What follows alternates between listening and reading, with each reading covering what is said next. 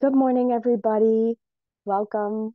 Welcome. I see people are still signing on, but we'll go ahead and get started. My name is Carrie Golden. I am the partnerships manager at Rotary International. We have several colleagues on today and several panelist Rotary members who are joining us. I will share a bit about logistics and then give an overview of this session, and then I'll ask the panelists to introduce themselves. So my name is Carrie Golden. I work with some of Rotary International's headquarter level partnerships that all are focused on being resources and helping our members increase the impact of their service projects and also engage members around the world with local partners. I'm pleased to join you all today. If you haven't already, you see this prompt to find the right language for you. So I believe you should see a little globe or an interpretation button in your bottom toolbar, and you can select which language works for you. We are recording this session today, and please feel free to include questions in the Q&A function, which you should see under the More button in your bottom toolbar. We have disabled the chat for today, so the best way to engage in conversation and share your question for the Q&A is with that Q&A button. So this webinar really came about cultivating successful partnerships. Came about in part because of a October 2023 trustee decision that programs of scale applicants would be bringing in $500,000 of cash contribution. And this external funding commitment really was about having partners learn from and invest in an intervention alongside Rotary, and that this sets the stage for further scaling later. And we wanted to both support programs of scale applicants, but really then think about it that this is a great positive challenge to all Rotary members who seek to improve their ability to attract additional funding for increasing the impact of their service projects. So we hope that this session is helpful to program of scale applicants, but really to all Rotary members who are thinking about external organizations funding and being partners in their Rotary projects and programs. So today we will hear from fellow Rotary members about how to identify these potential resource partners, these external organizations who may commit funding to Rotary programs or projects, and then how to approach and influence them to want to commit to our projects. So I'm going to let our esteemed panelists introduce themselves today. And please, each of you, if you could please share your name and your location, as well as your connection to Rotary. And then we'll proceed with some opening remarks. Bill, I see you unmuted. Do you want to kick it off for us? Good morning, good evening, everyone. My name is Bill Felt. I'm a member of the Rotary Club of Federal Way. We are the sponsor of the first programs of scale Rotary Partners for a Malaria-Free Zambia. I've been active in working with great Zambian Rotarians since 2010. I'm a founding board member of Malaria Partners International. And I do chair the Partners for Malaria-Free Zambia, which is wrapping up its 3-year project mid-year. Thank you, Bill. Fritz, could I ask you to introduce yourself, please? Sure. My name is Fritz Piolos. I am based in Léogâne, Haiti. Léogâne is a town that is south of Port-au-Prince, Haiti. And I am a past assistant governor of my Rotary Club, which is the Rotary Club of Léogâne. And I'm a member of HandWash. HandWash stands for Haiti National Water Sanitation and Hygiene Initiative. It's an initiative that is to try to assure that every single Haitian have access to potable water in the next 25 years. Thank you for having me. Thank you for joining us. John, could I ask you to introduce yourself from sunny Naples? Sure, yes, thank you. Good day, all. My name is John Smarge. I am a member of the Rotary Club of Naples, Florida, USA. I've been a member for 42 years. I'm a past member of the Rotary International Board of Directors, also a founding member of Hand Wash with Fritz, and my role in Hand Wash is responsible for fund development, trying to raise the $2.3 billion that we need to do our program. I'm also a member of the Rotary International U.S. Aid Steering Committee and a member of WashRag.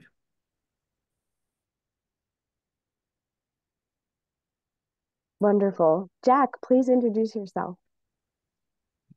Yes, my name is Jack Sim. I'm the founder of the World Toilet Organization. We created the United Nations World Toilet Day on 19th of November, and I'm the foremost advocate for policy change on sanitation. Thank you. Thank you. And Jack is also an Ashoka Fellow, one of the partnerships that I have the good fortune to work with is Ashoka. So very nice to have a partner here with us today. Francis Tusuba, please introduce yourself and tell us, I see your nickname, but tell us what you'd like to be called to.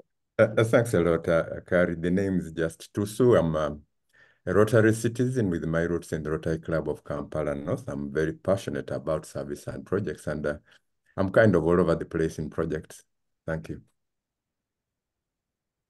Wonderful. And then I don't think we have one more panelist who may be joining late. I don't think he's here yet, Stephen Mwanje, just in case.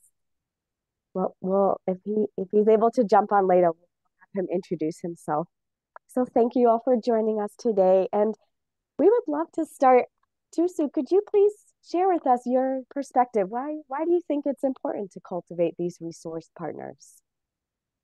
Thank you very much, Kari. And our colleagues, change is always a challenge.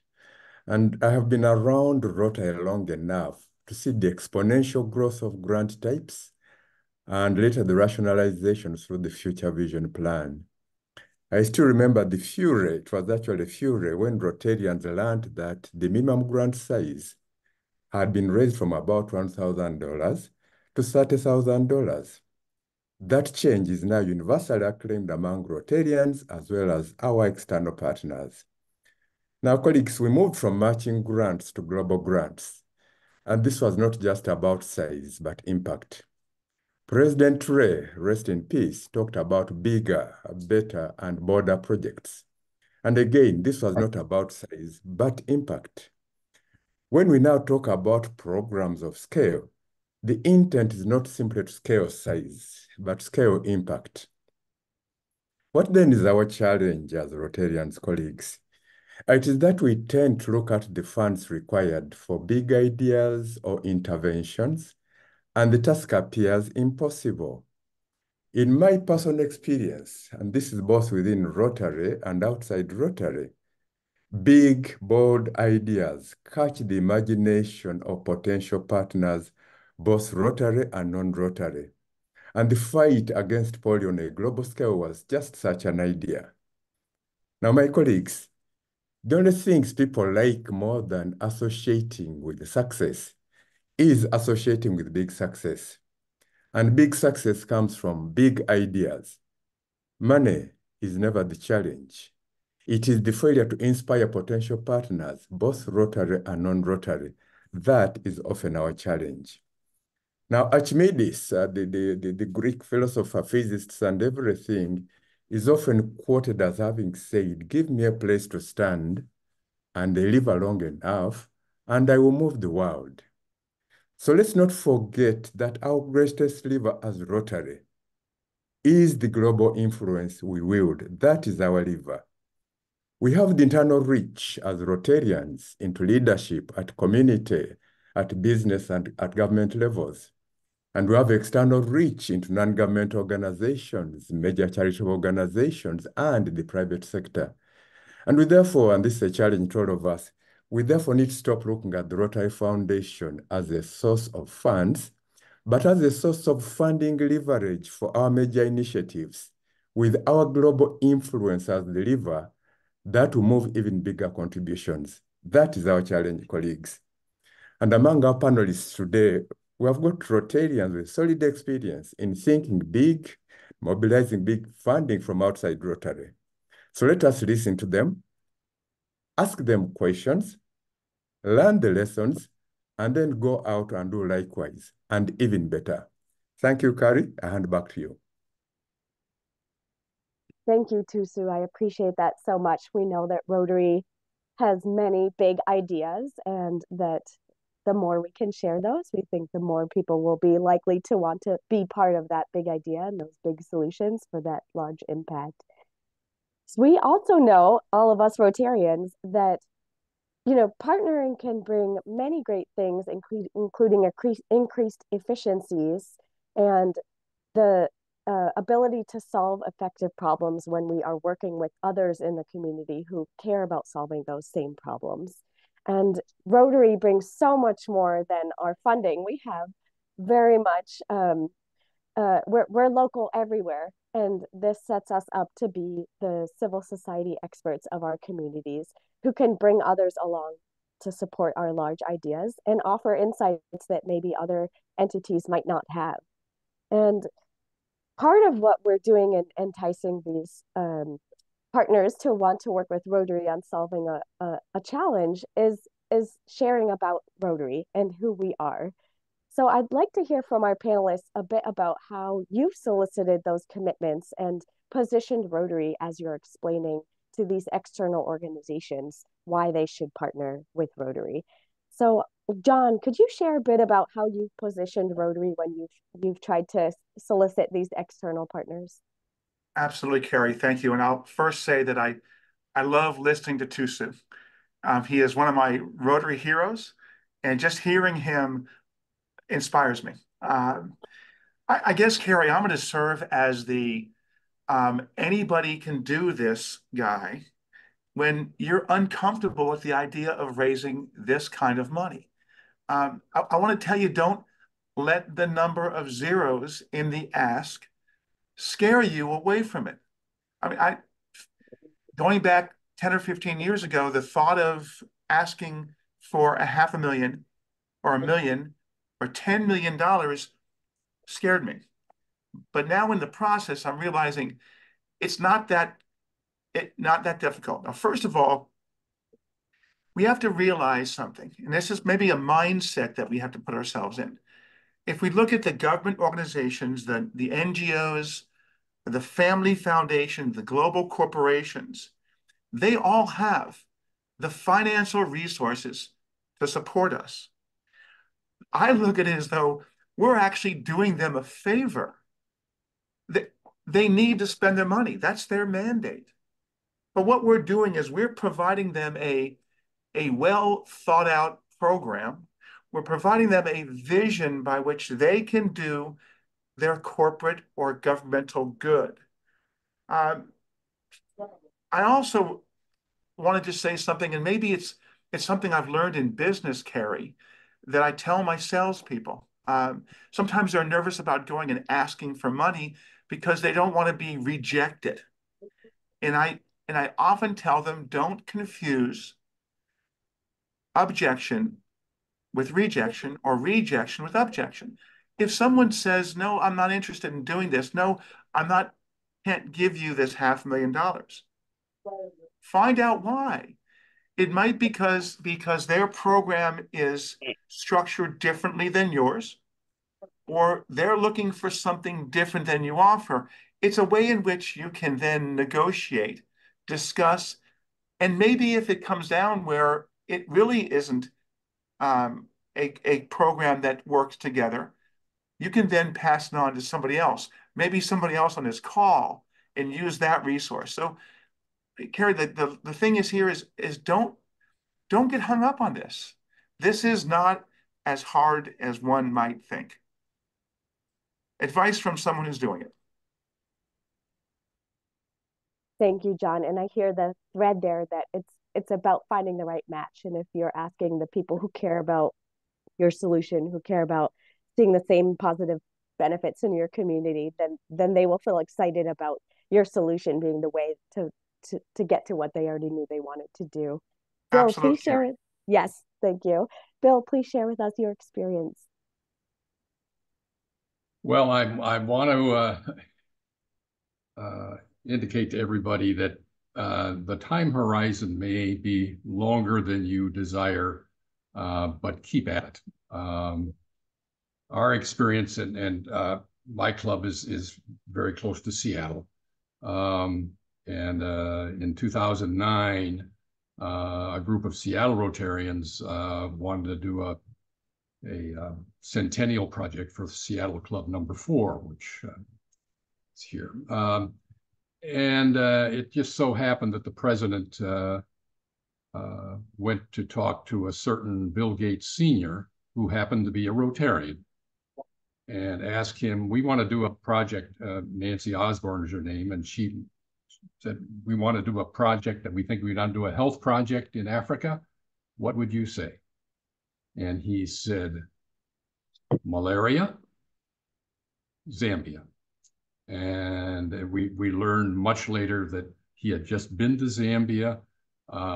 They had been supporting malaria work there already. This was 2009.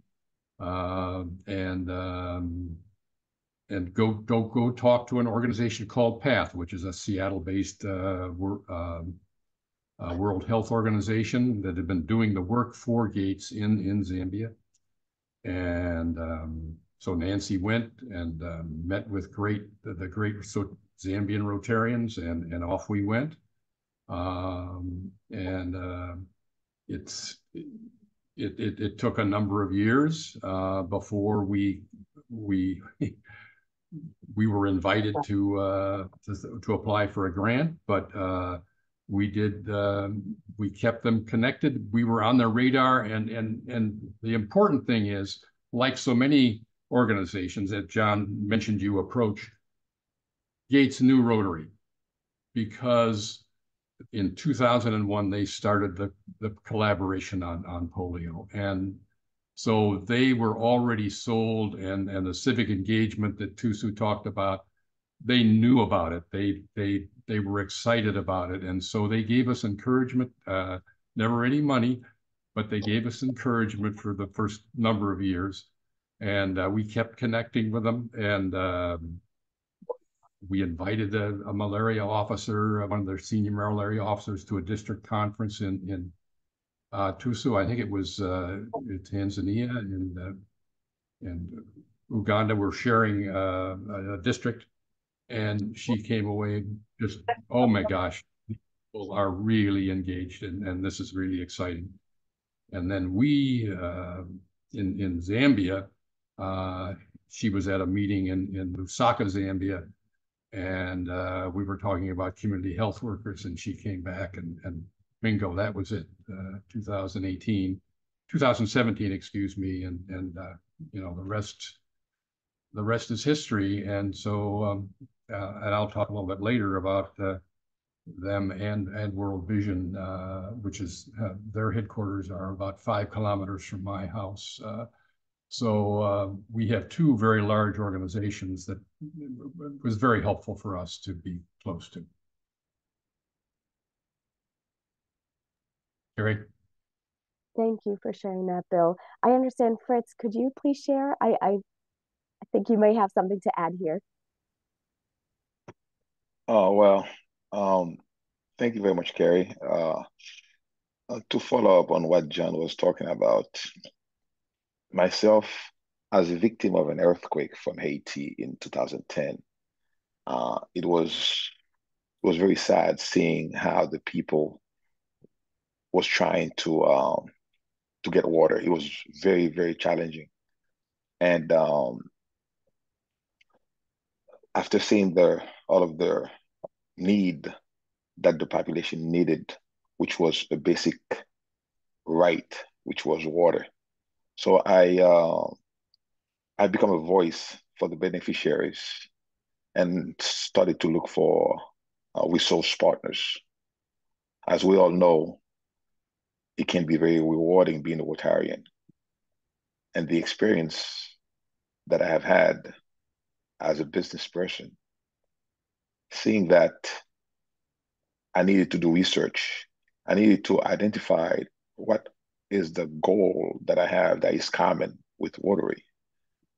and finding out that Rotary area of focus is WASH, which really helped connecting me to local clubs. So becoming a member of a local club, it helped provide assistance to the local population. And the local population now, they have a lot of trust with the clubs. So therefore, partnering with Rotary help directly the population in need. Thank you. Thank you, Fritz. And I hear the same thread from what you shared as what Bill shared, and that there's really a long time relationship building and showing the value of Rotary's commitment and shared interests in solving similar problems, but making sure that that's at the forefront of potential partners' minds over time and showing the trust in Rotary's commitment. Thank you for that. And Jack, we thought it would be interesting as someone who knows Rotary very well, but a partner of Rotary. How do you recommend how would you see someone wanting to know about Rotary if they don't already know Rotary? I think Rotary is very famous already around the world. What we saw is that there are Rotary clubs interested in, let's say, sanitation in so many clubs, but they're not together. So I go to India, I see a lot of clubs building 10 toilets, 30 toilets here and there. And if I think the best way is to create a movement collectively where all the clubs who are interested in one subject cluster themselves together and create economy of scale, shared services center, exchange ideas. And once we are having this opportunity of system change, we can suddenly target a very, very big impact. So I think that operating small scale is quite wasteful, labor intensive, but if we could make an easy to sign up program that is centrally coordinated, I think we can do really huge things like, for example, to impact 100 million people with access to safely managed sanitation. I would like to do this call to action because I am a keynote speaker at Singapore's Rotary International Conference this year, and I'm actually living in Singapore. So I would really like that if we can all combine our effort, and on stage I can declare this call to action, and then raising 500,000 is not really so difficult. Probably we raise like $500 million if we all go together and then take matching grant from Gates Foundations and from USAID and from all these other people. I think we should all come together rather than work in silos individually. It's much more efficient. And the legacy that you can tell people that what you have achieved together as Rotary International, I think that will be very satisfying for you to tell this story to your grandchildren. Thank you, thank you. So we have heard how we position Rotary as being local everywhere, being committed to solving issues and service in our communities. And then Jack, I like that you highlighted the sort of network that Rotary enables for collective action. And all of these are great ways to position Rotary to external partners. Let's turn now, we'll talk a bit about how to identify resource partners. Rotary members are people of action, and we know that they get work done and also are generous funders. And so seeking external funding may be a new experience for some Rotary members. I'd like to have our panelists share examples of how they have identified potential resource partners. And let's start first, John and then Fritz. Could you please share how you met and decided which prospective resource partner or partners you've approached? Hey, thanks, Fritz. If I'll go first, and then you can do the real talking. It's interesting, Carrie. Whenever I'm on a call like this, I always pull away at least one thing cool. And one of the things cool I'm pulling away from today is what you've just said. You say Rotary is local everywhere. Um, Rachel says Rotary is local globally, and that's really who we are. I mean, at one point, I've talked to the World Bank, and the World Bank was looking at what we were doing in Haiti and asked us the question of why are your wells more sustainable than others? What is it that you're doing? And the response was, and I've heard it from a number of the panelists, is the term civil society engagement. I mean, civil society engagement is the connection to the local people, to understanding the local governments, the leaders in the community.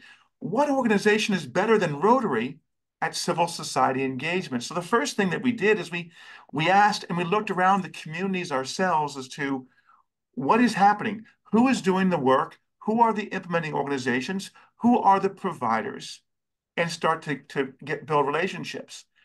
Now, also going on a comment Bill made earlier, this is a long-term situation.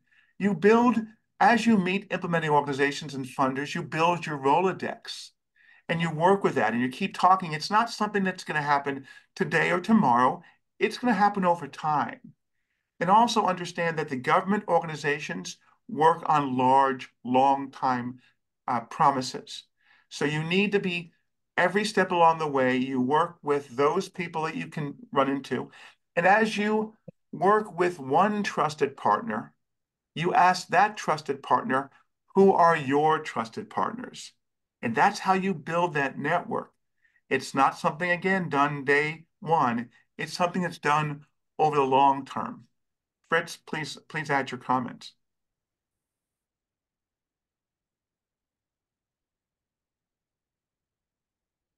Thank you, John. Like John is talking about is he's talking about building relationship, established relationship. For us to move forward, for an example, after identifying the problems in Haiti, which was water, it wasn't it wasn't hard because we had Rotary. Myself as a member of Rotary, engaging other Rotarians in country, have them understand that the need is big. After identifying the need and knowing that we're going to stay in one sector, as we all know, Rotary have 7 areas of focus.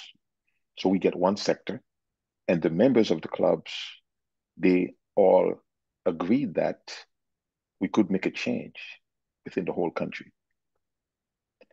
So we research other partners, and myself going to different conference, meeting John, meeting other members of the Rotary International, and they believe into the need and the success that this project could have.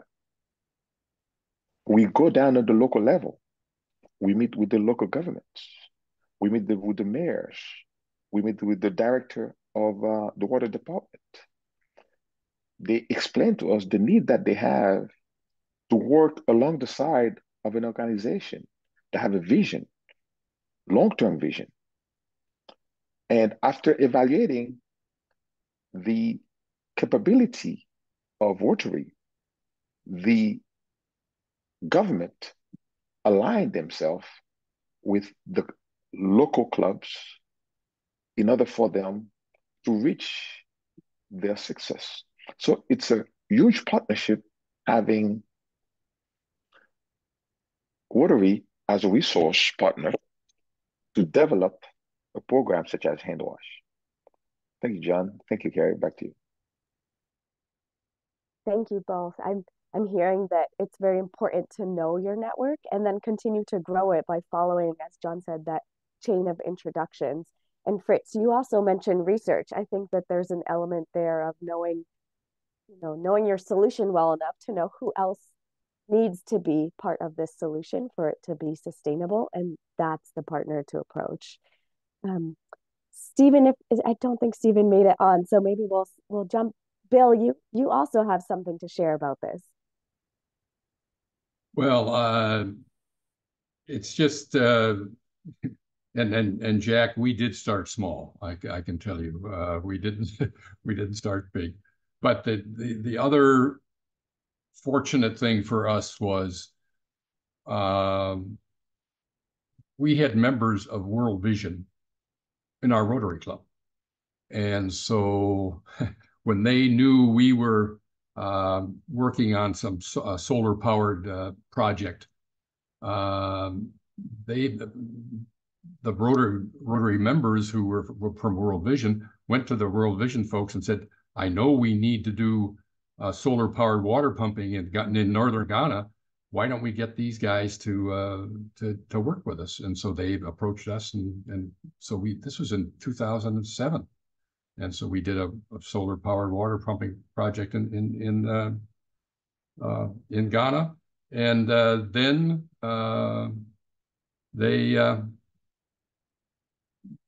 then when we became active in Zambia we did a small bed net distribution project, and the head of Mangala, Dr. Mangala Muyandekwa, who I've known since 2010, said, this is good, but it's not enough. We need to go to scale. And I said immediately to myself, oh, I know where to go.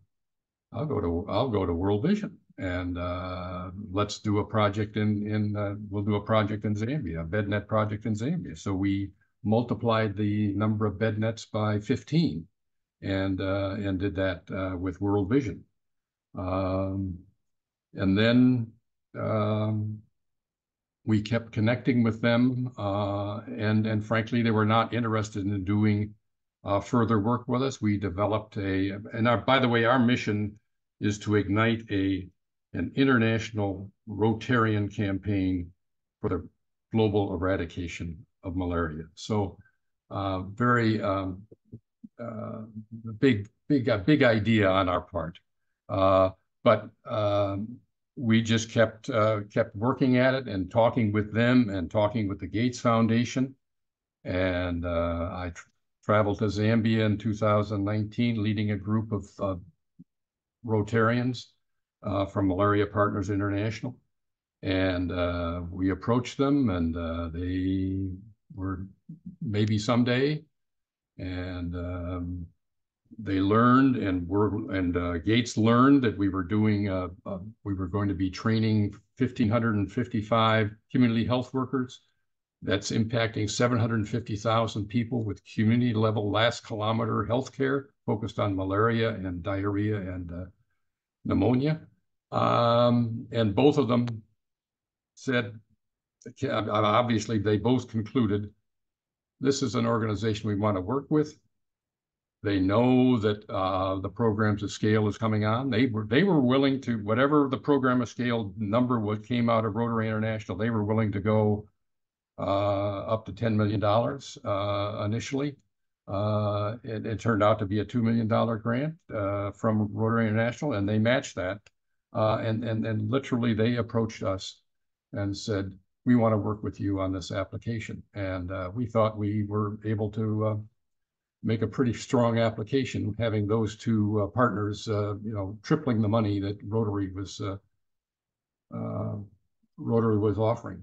So it took a long time, 10 years, but there we are.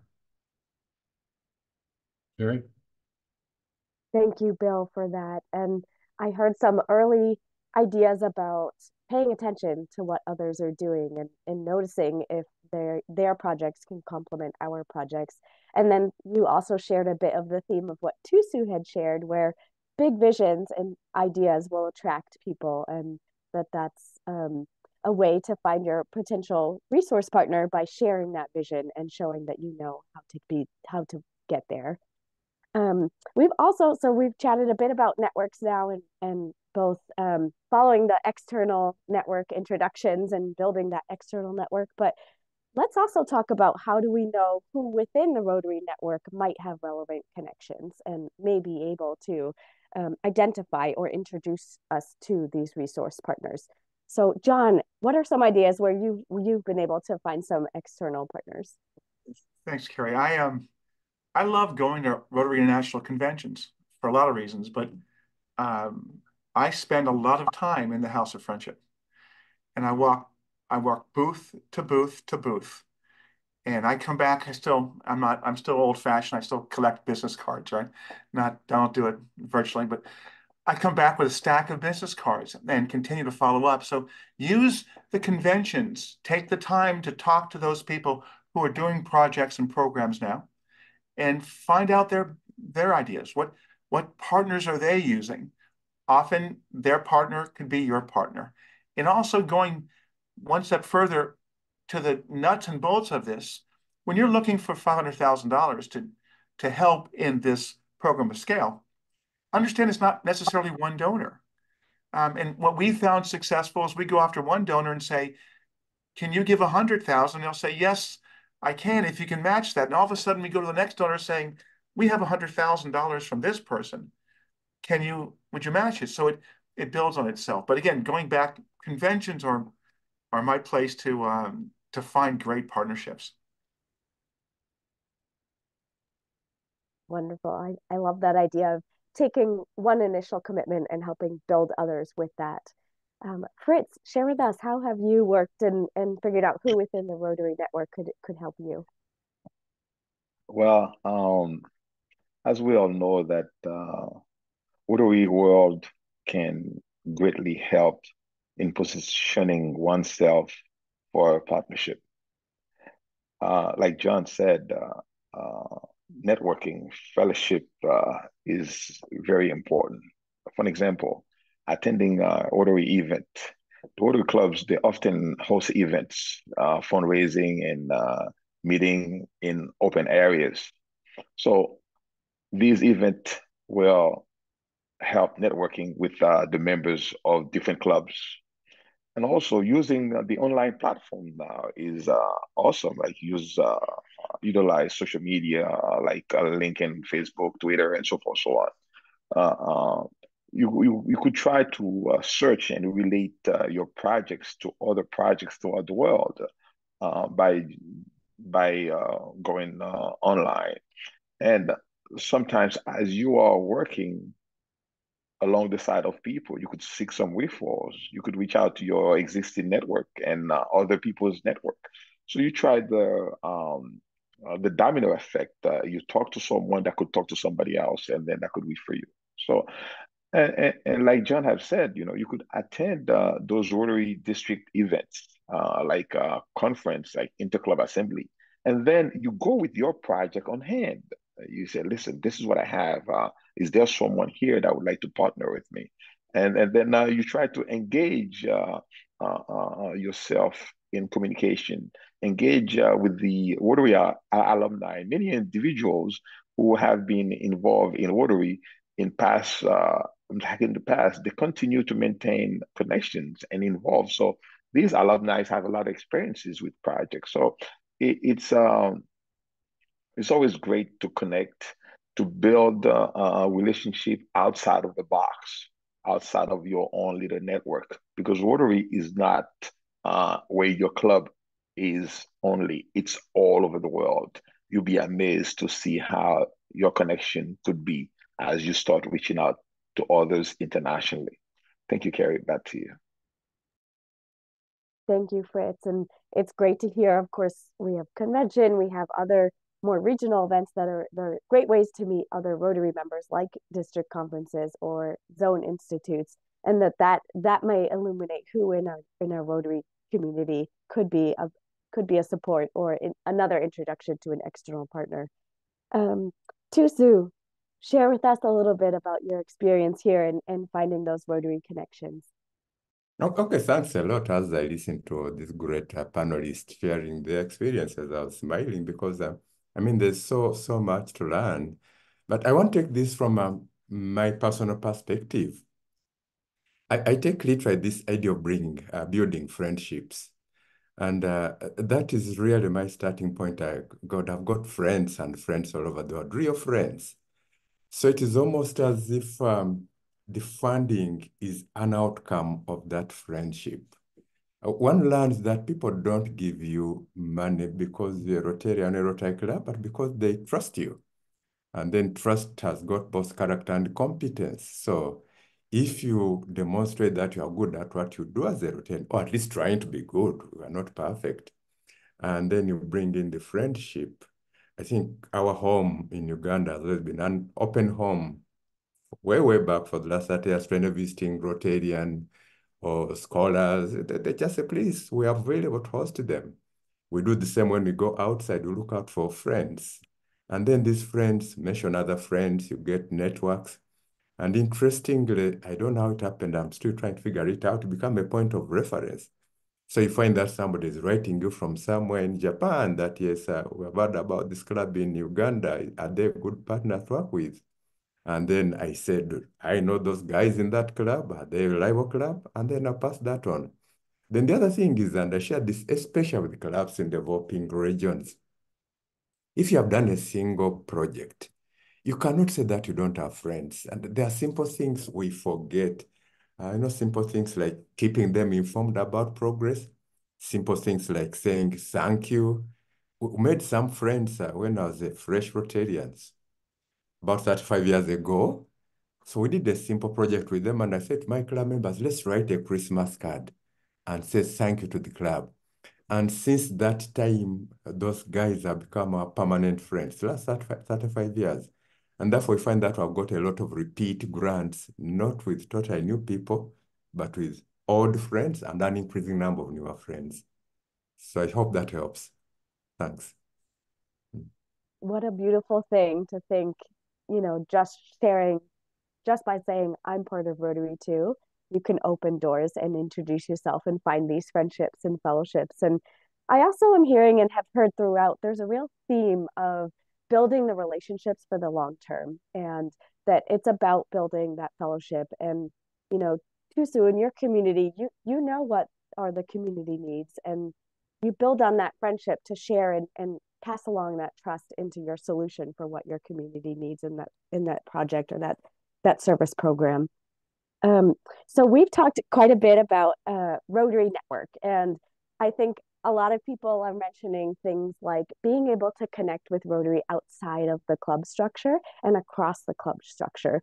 And Rotary has a wealth of resources to do that. So we have our events. We spoke about House of Friendship and district conferences and zone events, but there are also programs like Rotary Action Groups and the cadre member with technical expertise, district leadership, such as the district international service chairs and community service chairs. Many resources can help build those networks and identify who maybe knows a potential partner that would care about investing in your idea, in your project. So know your family, know your Rotary family, and maybe even think about knowing within, having a way to identify who in your club or who in your district, trying to map out those networks and professional connections so that they're there and you can make those introductions well in advance of thinking about a specific project, but in knowing and building those relationships around your community. So let's turn now. I think we're going to turn to the Q&A. And I understand a lot of questions are very program of scale specific. So I believe that you'll receive an individual answer there. Just take a quick look and see if we have a first question to begin with.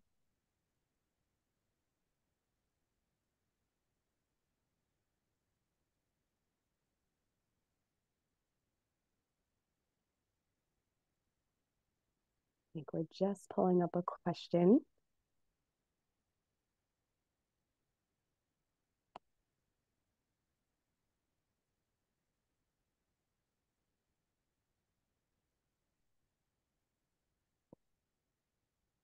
So we have a question about specifics, and I know that John shared that he had gotten a specific commitment. I think he had said 100,000, but maybe we could hear real specifics about different commitments our panelists have received.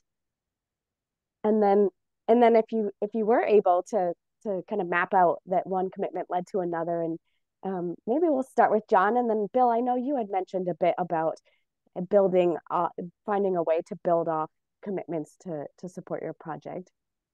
Thank you, Carrie. The most recent for hand wash is a family foundation actually came to the table, and having seen what we've done, and this family foundation specifically wanted their foundation to be going towards water and sanitation.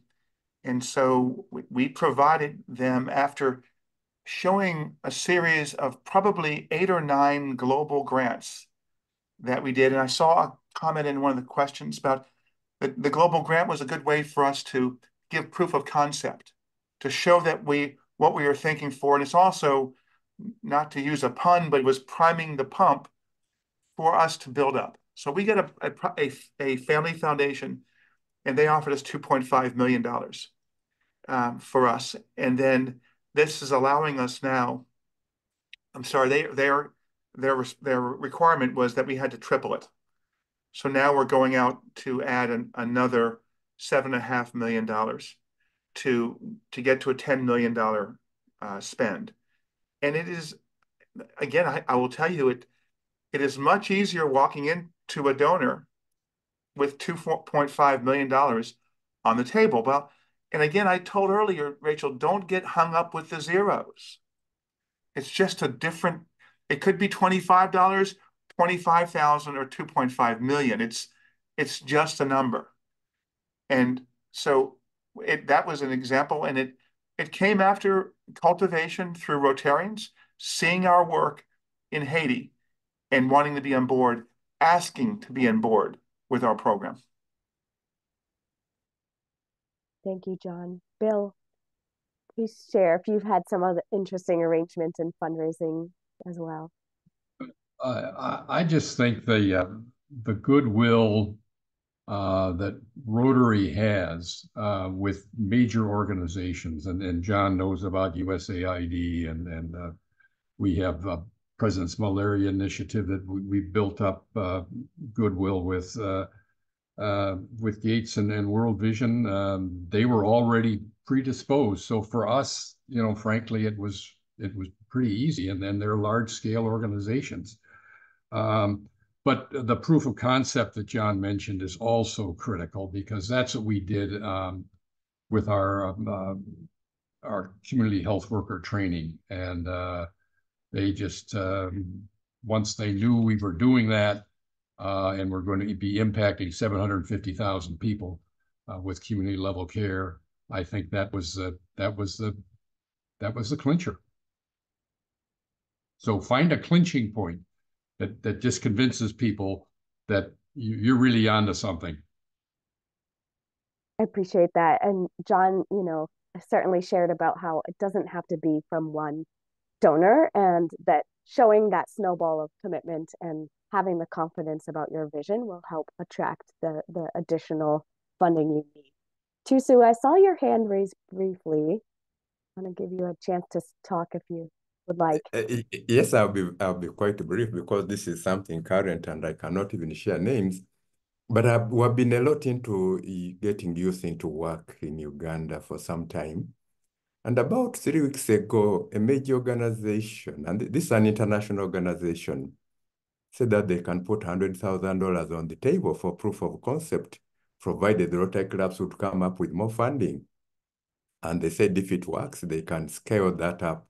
And the phrase was much, much more. So it's quite exciting when I heard my colleagues talking about that, because it actually happens. This hit me out of the blue. So I'm actually sweating with that right now. Thank you.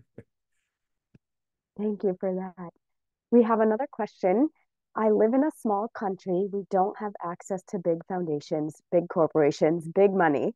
How do you suggest we attract partners that have access to larger amounts of money? Do you have any takers on that one? Maybe Fritz, I could call on you first there. And then I wonder if Jack could speak to it as well. Well, I'll say that always when you have a project, start small. I have an example. You cannot go and ask money for something for that's totally blind. For example, like for us to reach with hand wash doing the whole national project, we were doing water filters. We were doing home water treatment. So coming from the home water treatment, we see that it was individual. So we wanted to be like more for a commune. So you want to start with something showing that you have some concept and put it on paper. Make sure like it's a document that is it's something that's well documented.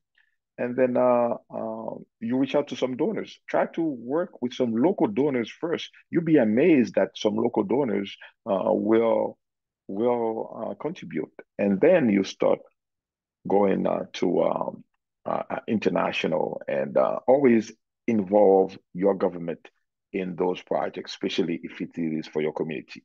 Thank you, Carrie. Thank you, Fritz. Jack, please share with us. You may have some experience in this as well. Yes, actually, I'm from a very small country called Singapore, and I think it's hard to get smaller than that. And I created the World Toilet Organization with very few staff. And with this small setup, we were able to leverage government policy to raise a lot of money. For example, you should never forget about getting government into the act. And you are inviting people to change the society, change the world as a common mission and not doing you a favor. So they are not donating money to you. They are working with you collaboratively to make the world better. And if you are able to invite them that way, for example, in Brazil, they don't have money to to invest in their wastewater treatment plant. And so we say that's not a problem. All you have to do is to privatize your wastewater treatment plant so that other countries' investors can invest in your wastewater treatment plant. I went to lobby the Senate in Brazil, and they changed the law. They passed a bill to privatize their sewage plant. And in the last 4 years, we raised 12 billion US dollars. And now the favelas and the slums, they are getting the connections. And the money comes from big investor who gets a return because this wastewater treatment plant can be profitable if run efficiently. So don't think about it like, this is my club, I'm a hero. Think about them, how you can help them make their job and their impact without resource, but leverage the resources through loans, through investment, through philanthropy, through partnership, through business models, through social entrepreneurship. All are possible. But think about the solution, think about a big way, and think about leveraging all collaborative partners. If you can do that, actually, you can do very, very big scale. But don't think about it must be my club alone and we are the hero. In that case, you will be blocking your potential.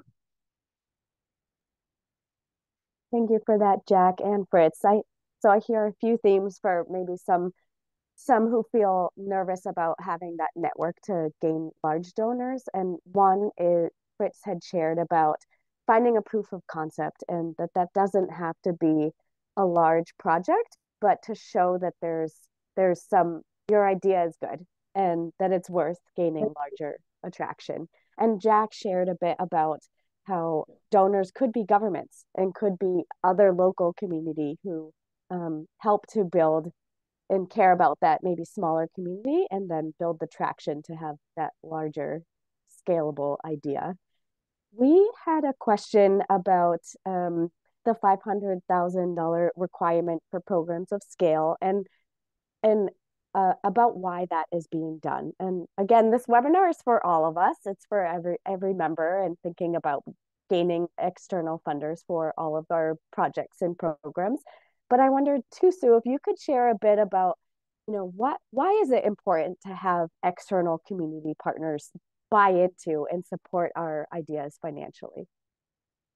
Thanks a lot. And I guess that goes back to what I said at the beginning.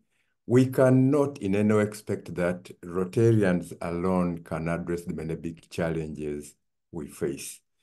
We cannot expect that the Rotary Foundation can sustain giving out $2 million and maybe eventually $10 million to 5 programs of scale alone. We cannot make impact alone. And that's why I look at the Rotary Foundation as leverage. Because whenever we're looking for funding, and I've done this outside Rotary many times for development initiatives, you tell somebody big, like say European Union, that you know what, we have got this big idea. I can give a quick example. Ours was connecting a data network for all universities within Africa. And went to the African Union first, where we failed, and then went to the European Union. I said, this is our idea. We are going to get this done whether or not you give us the money, but if you give us the money, it will be a lot faster. And therefore, for 10% of our contribution, we got a 9 to 10 match. And therefore, I think one take that thinking out of our heads that the foundation alone or Rotary alone can address any major challenge. If we forget our influence of leveraging contributions from outside, then I think we have lost the plot. Because that's why we started, it is influence. Thank you so much to Sue. And we are coming up on the hour. It's gone by so quickly with so many wonderful ideas here.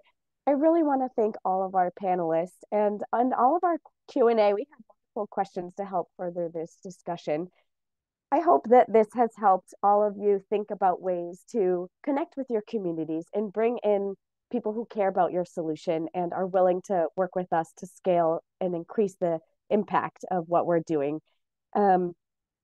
We will share, you'll receive a recording of this video, and we will also share some resources, but we hope that this has been helpful and that this is the first of our conversation, and we'll have other opportunities to build on this and help you all think about partnering with your communities for increased impact and expanded reach. Thank you so much for joining us today, and thank you again to our panelists. Thank you and good night. Thank you for having me. Good night. Thank you.